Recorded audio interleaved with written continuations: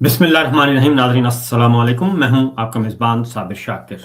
ये मौजूद हैं, तशरीफ़ लाए हैं ईरान के वज़ीर ख़ारिजा। उनको रिसीव कर रहे हैं जनाब चीफ़ मार्शल एडमिनिस्ट्रेटर, और उनके साथ मौजूद हैं इसहाक़ डार साहब और मोहसिन नक़वी साहब। ये आप फुटेज देख रहे हैं, ये कल हुआ है, कल वक़्त आ गए।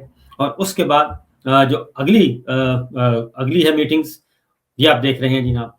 तो अगली मीटिंग मैं आपको बताता हूँ। आज जो अगली मीटिंग है वो भी जनाब चीफ मार्शल एडमिनिस्ट्रेटर, मैं चीफ मार्शल एडमिनिस्ट्रेटर इसलिए कह रहा हूँ कि है हकीकत है ये डिफेक्टो चीफ मार्शल एडमिनिस्ट्रेटर हैं, और तमाम के तमाम अथॉरिटीज इनके पास हैं और सब कुछ, क्योंकि आइन एक जाली निज़ाम जब कायम हो गया, जाली पार्लिमान कायम हो गई, तो उसके बाद फिर आइन अमलन मुअत्तल हो चुका है, और उसी आइन को, मुअत्तल शुदा आइन को भी तब्दील किया जा रहा है। कभी 26वीं गैरानी तरमीम, कभी 27वीं गैरानी तरमीम। तो ये सूरत हाल। अब आज की मीटिंग दिखाइएगा जी, कि आज फिर मुलाकात होती है जनाब, ये तो शहबाज शरीफ साहब के साथ मुलाकात होती है। उससे पहले जो मुलाकात हुई है वो ये मुलाकात देखिए जी, ये मुलाकात है। ये जनाब मुलाकात हो रही है आर्मी चीफ से, वज़ीर ख़ारिजा साथ ये बैठे हैं जनाब, आर्मी चीफ बैठे हैं, जनाब आसिम मुनीर साहब ईरान के वज़ीर ख़ारिजा बैठे हैं, और ये मीटिंग हो रही है। अब हकीकत ये है कि आर्मी चीफ जो हैं वो प्रोटोकॉल के हिसाब से, मैं आपको बता रहा हूँ, प्रोटोकॉल के मुताबिक आइन और कानून और जो बुक है हमारी, प्रोटोकॉल बुक है, उसका ज़हन में नाम भूल गया, उसके अकॉर्डिंगली कि कौन है, सबसे पहले सदर ममलिकत हैं, फिर प्राइम मिनिस्टर आते हैं, फिर उनके वजीर आते हैं, फिर उनके सेक्रेटरी आते हैं, फिर ये महकमों के लोग आते हैं। तो यहाँ पे आप देख लें कि मेरा ख्याल है कि वजीर ख़ारिजा कहीं नज़र आ रहे हैं, वो साइड पे बैठे होंगे। ये ईरान की टीम बैठी है जी, और दूसरी साइड पे अगर आप दिखा दें तो ये दूसरी साइड पे बैठे हैं। अब यहाँ पे ये मामला तय कर रहे हैं। अब इन पे अगर हम सवाल उठाते हैं कि भाई ये निज़ाम हमारा नहीं है, ये काम पार्लिमान का है, काबीना का है, वज़ीर आज़म का है, दफ्तर ख़ारिजा का है, डिप्लोमेसी, सिफारतकारी, सारा काम उनका है। लेकिन चीज़ें चूँकि खुद कंट्रोल में ले ली हैं, जब चाहते हैं सादा वर्दी में सादा कपड़ों में आ जाते हैं, जब चाहते हैं वर्दी पहन लेते हैं। तो ये सूरत हाल चल रही है, और ये मामला उसी तरफ जा रहे हैं। और अगर हम इस पे बात करते हैं तो कहते हैं जनाब ये गलत है। तो फ़खरुर रहमान साहब पे कल इसका जवाब दिया है हमारे वसीम मलिक साहब ने।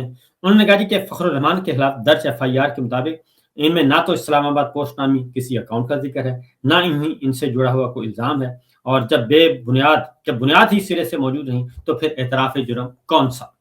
और अगर सूरत हाल का बगौर जायजा लिया जाए तो फ़खर साहब के खिलाफ एक बाकायदा मुनज़्ज़म मुहिम शुरू की गई, और बल्कि मैं कहूँगा शुरू करवाई गई। गिरफ्तारी के फौरन बाद ही पहली पोस्ट मारखोर नामी अकाउंट से मंजर-ए-आम पे आई, और जिसके बाद वो मखसूस सहाफ़ी मैदान में उतरते हैं जो आजकल रियासती बयानिए के हमनवा हैं। उन लोगों ने किसी तहकीक या तस्दीक की ज़हमत किए बगैर मवाद को कॉपी पेस्ट किया और फ़खर साहब को मुल्क दुश्मन साबित करने की दौड़ में लग गए। और इसके बाद नून लीग और मुख्तलिफ हलकों की सोशल मीडिया ट्रोल और बशमूल निशा पोमी जैसे अकाउंट्स ने महाज संभाला और झूठे प्रोपेगेंडे के जरिए अपनी नौकरी हलाल करने की कोशिश की। मुल्क दुश्मनी के फतवे बांटने वाले इन फिक्री अपाहजों को क्या मालूम कि फ़खरुर रहमान जैसे सहाफ़ी इन गुमनाम हैंडलर्स से कहीं ज़्यादा मुहिब वतन है। आखिर एक सहाफ़ी अपनी आज़ादी और तहफ़्फ़ुज़ को ख़त्म में डालकर अगर हक़ की बात करता है तो इसमें इसका क्या ज़ाती मफ़ाद हो सकता है। हक़ गोई ही तो असल मुहिब्बुल वतनी है, क्योंकि जो शख़्स निज़ाम की ख़ामियों पर ख़ामोश रहने के बजाय आईना दिखाता है वो दरअसल इस मिट्टी की इस्लाह चाहता है। अफ़सोस इन प्रोपेगेंडा अनासर पर नहीं जो कल सहाफ़ियों पर एटमी असासों की चोरी जैसे इल्ज़ामात भी लगा देंगे। गिला तो उन अपनों से है जो इस बयानिए को तक़वियत देते हैं। इससे ज़्यादा शर्मनाक सूरत हाल और क्या हो सकती है कि एक सहाफ़ी दूसरे सहाफ़ी पर मुल्क दुश्मनी जैसे संगीन इल्ज़ामात को बग़ैर तहकीक और शवाहिद के एंडोर्स करे, और आखिर ऐसी क्या मजबूरी आन पड़ी है। मजबूरियों का ही हमें पता है, मजबूरी इसमें कोई नहीं वसीम मलिक साहब, मजबूरियों का सबको पता है क्या मजबूरियां हैं। और ये मजबूरियां जो हैं ये ज़ाहिर ये वो लोग जिनके यहाँ जो जर्नलिज्म को एक मुक़द्दस पेशे के तौर पे समझते हैं और आवाज़ बिला खौफ व ख़तर अपनी आवाज़ शहीद अरशद शरीफ भी ये इस रजीम चेंज آپریشن کے جو پہلے شہید ہیں وہ شہید ارشد شریف تھے، ان کو شہید کیا گیا اور کینیا میں جا کر شہید کیا گیا، اور یہ صورتحال رہی۔ تو اس لیے حقیقت یہ ہے کہ پروپیگنڈا، آپ اس جعلی نظام کا حصہ بن جائیں، آپ کو مراعات ملیں گی، فائدے ملیں گے، دولت ملے گی، پروٹوکول ملیں گے، سب کچھ ملے گا آپ کے، پرمٹ، پلاٹ، پیسہ جو مانگیں گے وہ ملے گا، نوکریاں ملیں گی اور ٹرپل تنخواہ پہ نوکریاں ملیں گی۔ لیکن اگر آپ آئین کے ساتھ کھڑے ہیں، آپ جمہوریت کے ساتھ کھڑے ہیں، بنیادی حقوق کی بات کریں گے، ماؤں بہنوں بیٹیوں کی عزت کی بات کریں گے، اور آئین کے تحفظ کی بات کریں گے، اس جعلی نظام کے خلاف بات کریں گے، اور شفاف الیکشن کی بات کریں گے، آزاد عدلیہ ڈیمانڈ کریں گے، آزاد میڈیا ڈیمانڈ کریں گے، تو آپ کو پھر انہی مصیبتوں کا سامنا کرنا پڑتا ہے۔ اور افسوس یہ ہے کہ ہمارے بہت سارے محاذ سینئر جرنلسٹ جو ہیں، اور وہ یہ کہتے ہیں کہ یہ سارا کچھ اس لیے ہو رہا ہے کہ یہ باہر جو بیٹھے لوگ ہیں وہ ان کی وجہ سے یہ سارا کچھ ہو رہا ہے، کہ بھائی باہر بیٹھے لوگ جو ہیں کیا وہ یہ کہتے ہیں کہ آپ ظلم کریں عوام پہ؟ تو میرا خیال ہے کہ جو اندرون ملک پاکستان میں بیٹھے ہمارے دوست ہیں، ان کو چاہیے کہ اپنا حق ادا کریں، جو اللہ تعالیٰ نے ان کو فریضہ سونپا ہے اس کو ادا کریں، تو میرا خیال ہے بات بن جائے گی۔ کیونکہ یہ جعلی نظام، جنرل ایوب خان صاحب نے 11 سال تک یہ جعلی نظام قائم رکھا، اور اچھا خاصا 1956 کا دستور آ چکا تھا، اور اس کو تہہ تیغ ڈالا، اس میں ردی کی ٹوکری میں ڈالا، 11 سال یہ جعلی نظام چلتا رہا، اس کا نتیجہ نکلا پاکستان 2 ٹکڑے ہوگا۔ پھر جنرل ضیاء صاحب نے 11 سال یہی نظام قائم کیا، فیک نظام قائم تھا، ایک بے بنیاد، جس کی آئینی، قانونی اور جمہوری بنیاد نہیں تھی، اس کا کیا بنا؟ پھر پرویز مشرف صاحب کے 9 سالہ 10 سالہ اقتدار کا کیا بنا؟ وہ بھی بے بنیاد تھا، غیر آئینی تھا، اس کا کیا بنا؟ تو اس لیے یہ فیک نظام جو ہے آتے ہیں اور ساتھ ہی فنا ہو جاتے ہیں جیسے جاتے ہیں، تو اس لیے یہ کوئی حل نہیں ہے۔ کیوں ہمارا انڈیا جو ہے ہم سے آگے ہے؟ باقی چائنا کیوں ہم سے آگے نکل گیا؟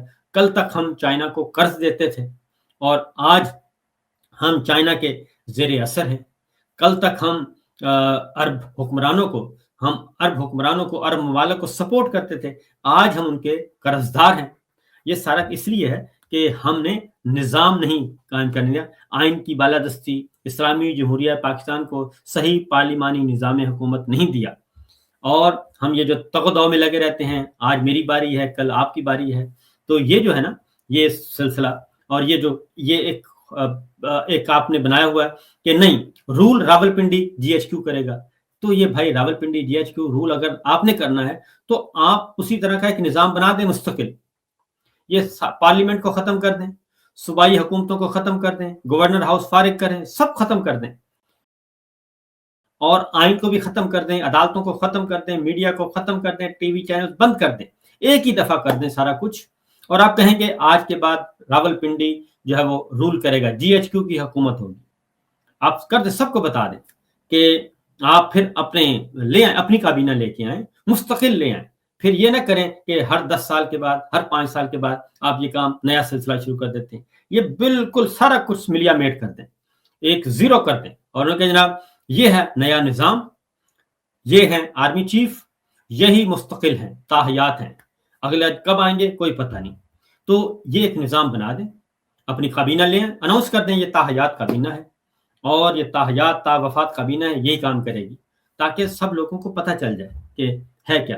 ایک طرف آئین پاکستان ہے، ایک طرف پارلیمنٹ ہے، ایوان صدر ہے، وزیر اعظم ہاؤس ہے، وزراء اعلیٰ ہیں، صوبائی اسمبلیاں ہیں، سپریم کورٹ آف پاکستان کی عمارت ہے، ہائی کورٹس موجود ہیں، لیکن اس کے بعد آزاد میڈیا ہے، لیکن آپ اس کو مانتے ہی نہیں، آپ کہتے ہیں نہیں یہ سارا کچھ ایک سائڈ پہ رکھو، میری بات مانو، تو یہ ہوگا نہیں، یہ دوگلا نظام جو ہے وہ کسی بھی صورت میں چل نہیں سکتا۔ تو مہربانی فرمائیں ایک ہی دفعہ جو کچھ کرنا ہے کر دیں، اور ورنہ یہ جو سیاست کے جنازے ہیں، صحافت کے، یہ سیاست کے جیسے صحافت کے جنازے ہیں، سیاست کے جنازے بھی اسی طریقے سے ہیں، آپ اٹھا کر پھرتے رہیں ایک دوسرے کے، یہ سارے ایک دوسرے کے جنازے ہیں، اور جنازے کو سہارا دے رہے ہیں۔ اب آپ خود سوچیں کہ جنازے کو کیا سہارا دے سکتا ہے؟ ایک بے ضمیر دوسرے بے ضمیر کو کیا سہارا دے سکتا ہے؟ اور تمام بے ضمیر مل کر، تمام جنازے مل کر کیسے ایک زندہ قوم کھڑی کر سکتے ہیں؟ اور کیسے پاکستان ملک ترقی کر سکتا ہے، خوشحالی کی طرف جا سکتا ہے؟ یہ تو ممکن نہیں ہے۔ تو اس لیے یہ بنیادی باتیں ہیں، اور یہی اصل مسئلہ ہے۔ آپ جو بھی کام کریں گے وہ فیک ہوگا، وہ بیس اس کی نہیں ہوگی۔ कम अज़ कम आप पाकिस्तान को, मैं फ़ील्ड मार्शल से कहता हूँ मैं कि पाकिस्तान को कम अज़ कम ऐसे चला लें, पाकिस्तान को अपना घर समझ अपने घर की तरह चला लें। आप जो कुछ अपने घर में, अपने कारखाने में, अपनी फैक्ट्री में, अपने इदारे में जो कुछ चाहते हैं, पाकिस्तान को भी उसी तरह चलाएँ। क्या आपके घर में जो इख्तिलाफ़ करता है, आपकी राय से इख्तिलाफ़ करता है, क्या आप उसके खिलाफ़ गद्दारी के मुकदमे दर्ज करवाते हैं, अपने बच्चों के खिलाफ़? आपकी अहलिया अगर एतराज़ करती है, आपका भाई इख्तिलाफ़ करता है, क्या आप उसके खिलाफ़ गद्दारी के मुकदमे दर्ज करवाते हैं? क्या आप बटमैन को बुला के कहते हैं इसको जेल में डाल दो? क्या आप ये करते हैं? क्या अपने अज़ीज़ व अक़ारिब के साथ भी यही करते हैं? अगर आप करते हैं तो बता दें। तो ये जो भी पाकिस्तान के अवाम जो हैं, असल ताकत तो यही है। यही पाकिस्तान के अवाम, पाकिस्तान के शहरी, यही ताकत है असल। इन्हीं का हक है, हक हुक्मरानी इनका है। ये पैसे देते हैं, टैक्स मेहनत करते हैं, टैक्स दे के कौमी खजाने में जमा कराते हैं। ये जो हज़ारों अरब रुपया टैक्स जमा होता है, जो एफबीआर जमा करता है, जो सूबाई महकमे करते हैं, जो कस्टम वाले करते हैं, जो सेल्स टैक्स में आता है, ये पाकिस्तान के अवाम दे रहे हैं। पाकिस्तान के अवाम आप सबको पाल रहे हैं, हुकूमती मशीनरी को, सिविल अस्करी इदारे सबको पाकिस्तान के अवाम पाल रहे हैं अपनी मेहनत से। वो मजदूर भी आपको पैसे दे रहा है, मजदूर भी आपको टैक्स दे रहा है, हर चीज जो खरीदता है जीएसटी उस पर होती है, वो टैक्स दे रहा है आपको, और उस टैक्स के बदले में उसी के पैसों से आप उन्हीं को जेलों में डालते हैं, उन्हीं के हकूक पे डाका डालते हैं और उन्हीं को मारपीट करते हैं। आज तक आपने सही निज़ाम कायम नहीं किया। तो ये आप आपके अवाम के मुलाजिम हैं, अवाम ने आपको पाला हुआ है, अवाम आपको पाल रहे हैं, लेकिन हकीकत यह है कि आपने आंखें बंद की हुई हैं और एक ऐसा खानदान आपने लाके मुसल्लत कर दिया है जो कि बिल्कुल जब भी उसको मौका मिला उसने पाकिस्तान को लूटा है। कोई आप खुद सोचें, आपके पास क्या चार्जशीट नहीं आती? 4 सालों में 40,000 अरब रुपया किसने लिया है कर्जा? क्या ये बैरून मुल्क बैठे हैं चंद सहाफ़ी या चंद सियासी कारकुन, क्या उन्होंने लिया? या जो जेल में बैठे हैं बेचारे 4 साल से, जिनको जेलों में बंद किया हुआ है, इमरान खान से लेके नीचे तक, क्या ईमान मज़ारी ने ये 40,000 अरब रुपया कर्जा लिया? क्या महरंग बलोच ने 40,000 अरब रुपया कर्जा लिया 4 सालों में? क्या वो इक़्तिदार में थे? किसने कर्जा लिया? क्या ये इमरान खान ने लिया, बुशरा बीबी ने लिया, शाह महमूद कुरैशी ने लिया है, चौधरी परवेज़ इलाही ने लिया, किसने लिया ये कर्जा? 40,000 अरब रुपया कहने को 10,000 अरब रुपया सालाना कर्जा लेके आप ये सारे का सारा जाली निज़ाम चलाए जा रहे हैं और उस पे आप कहते हैं कि जनाब कोई बोले भी ना, तो ये मुमकिन नहीं है। वाखिर दावाना अनिल हम्दुलिल्लाहि रब्बिल आलमीन व मा अलैना इल्लल बलागुल मुबीन। इजाज़त दीजिए, अल्लाह हाफ़िज़।